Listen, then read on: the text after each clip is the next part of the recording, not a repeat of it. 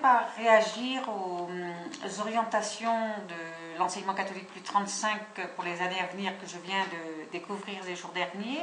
J'ai d'abord été agréablement surprise, enfin surprise non, mais j'ai vu l'emphase que l'on mettait sur la solidarité entre les différents établissements du réseau.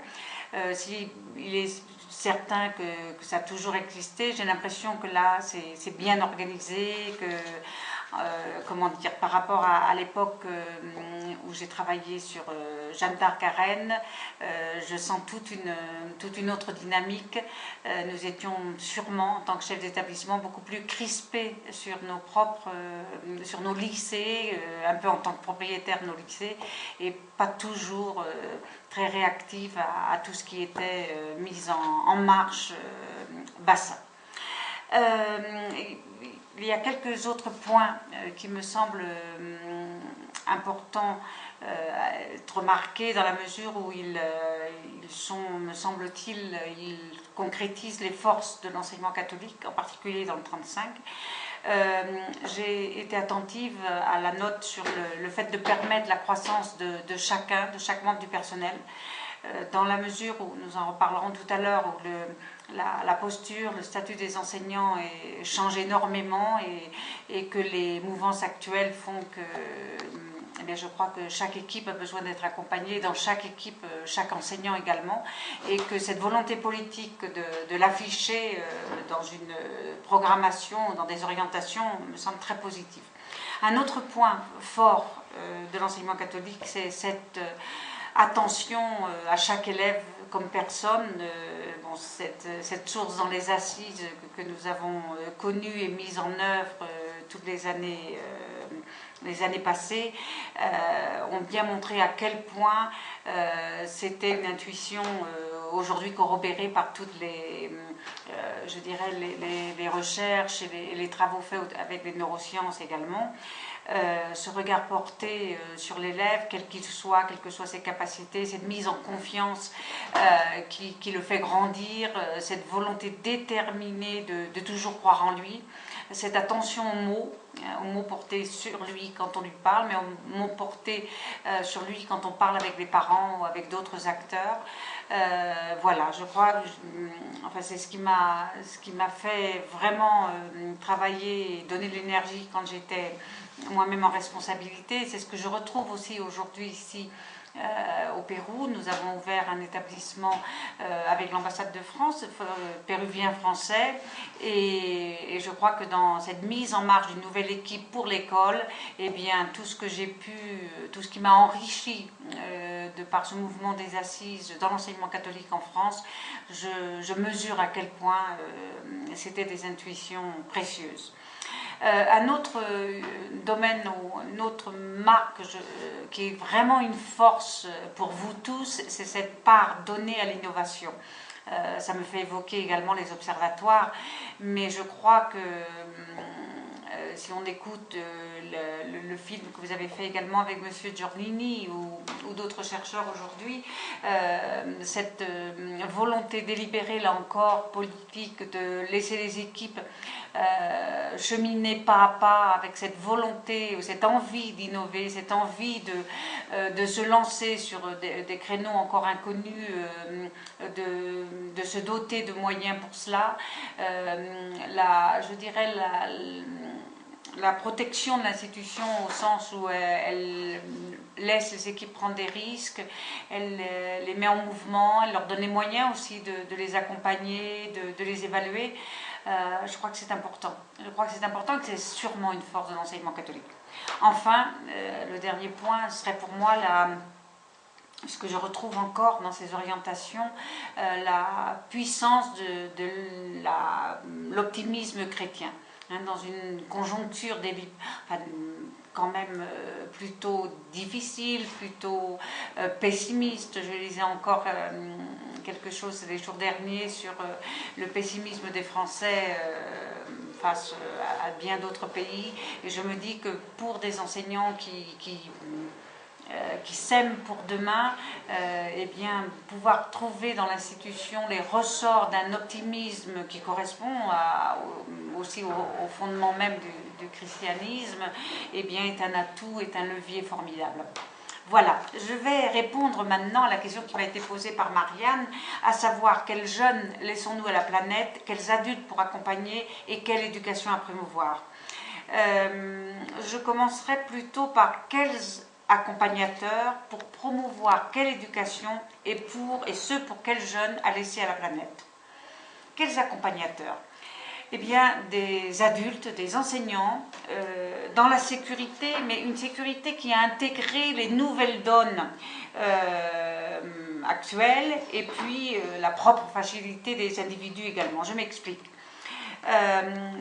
L'enseignant est en train de passer, on en parle depuis une quinzaine d'années, mais cette fois je crois que vous y êtes vraiment, est en train de passer du sachant, disait Giornini, du garant du savoir, du passeur de certitude, au facilitateur, au décodeur, à celui qui est attentif à ce qui se passe disons dans l'observation, mais également attentif à traiter l'information, à traiter les savoirs auxquels ont accès les jeunes par bien d'autres moyens aujourd'hui que par son propre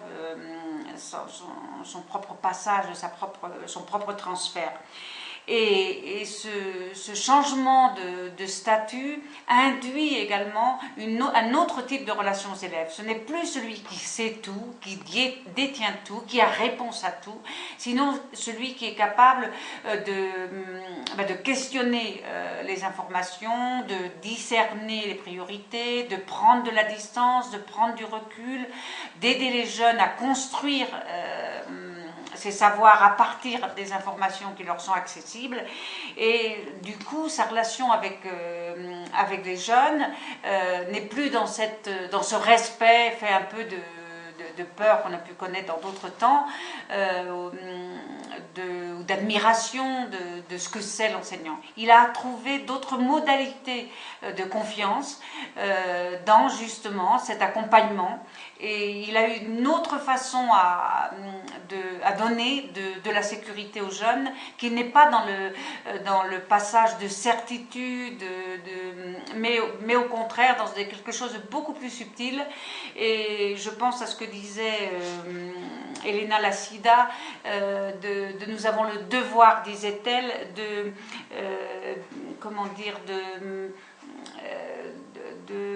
traduire une sécurité dans l'incertitude. Enfin, je ne sais pas si je le dis très bien, mais voilà, de trouver une nouvelle forme en tout cas d'induire une relation de confiance aux jeunes.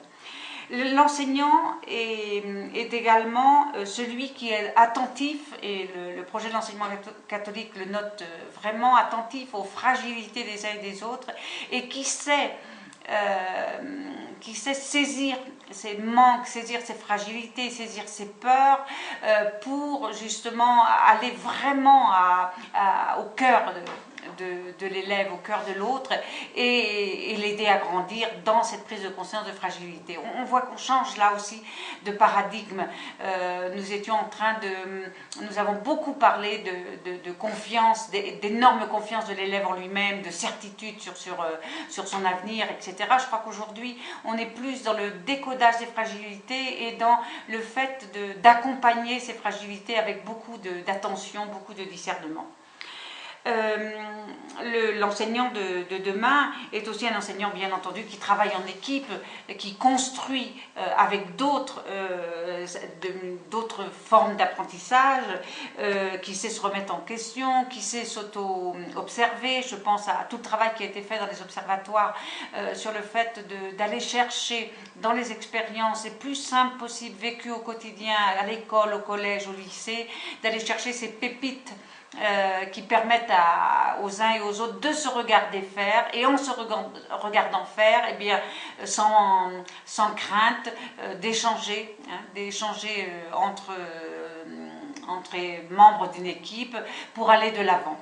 L'enseignant n'est plus quelqu'un qui est seul dans sa classe, sûr de lui. Non, c'est quelqu'un qui sait toutes les mouvances actuelles et qui n'a pas peur de tâtonner, qui n'a pas peur de l'erreur, ni pour lui ni pour les élèves. Et en fait, l'enseignant de demain, eh bien, ma foi, il donne à voir comment il prépare des jeunes à des professions diverses demain. des gens qui sauront travailler en équipe, qui sauront se remettre en question, qui sauront co-construire ensemble et qui se regarderont faire dans un monde en construction. Voilà. Quelle éducation? Eh bien, d'abord une éducation au travail collaboratif, au travail de construction ensemble, au travail de complémentarité entre les uns et les autres, au travail d'interaction entre les élèves, entre les étudiants. Une éducation à la découverte de l'autre, à l'altérité avec empathie. Une éducation également à l'universel, à l'élargissement des cadres de référence de chaque élève, et ce dès la petite enfance. Une éducation qui sait prendre en compte, ou qui sait susciter en tout cas la passion de l'exploration, la passion de la découverte, la façon de rejoindre le monde tel qu'il est aujourd'hui, de l'observer, de l'analyser, de le critiquer et en même temps de faire être déjà force de proposition, quel que soit l'âge, pour transformer ce monde. Ceci semble simple quand il est présenté comme ça, mais je ne sais pas si simple. Quand on parle d'éducation collective, d'éducation au collaboratif, dans un monde où ma foi, l'individualisme est souvent promu comme le levier premier, ouvrir à l'altérité quand on voit aujourd'hui dans notre société que la recherche du même, la peur de la différence, etc. Une autre force de cette éducation d'aujourd'hui est également l'accueil de la nouveauté. Quand on sent qu'il y a souvent une grande peur du risque, qu'on veut tout maîtriser, tout contrôler, tout protéger. Nous, au Pérou, là, à l'école, on souffre beaucoup de cette volonté de super protection des enfants. Voilà. Comment faire, si vous voulez, de ces jeunes pour demain des créateurs, des gosses, des jeunes passionnés d'observation, passionnés de découverte, si on les tient dans un cocon et on leur fait prendre peur de tout ce qui pourrait être risque. Donc, je répète, une éducation qui prône l'accueil de la nouveauté, mais de la nouveauté non pas avec aveuglement non plus, mais avec distance, avec discernement, avec recul, mais toujours positivement. Qu'on arrête de dire que c'était toujours mieux avant, et je pense que je retrouve la formule d'Elena Lassida que je cherchais tout à l'heure, cette approche positive de l'incertitude. Un autre point également à renforcer dans l'éducation aujourd'hui est la formation à la responsabilité, je dirais même à la co-responsabilité. Edgar Morin nous parle beaucoup de cette importance de la responsabilité, de la co-responsabilité chez les jeunes, à se sentir porteurs ensemble de défis pour le monde de demain, face un peu à l'affranchissement de l'autorité, face à je dirais l'agrandissement du possible des libertés.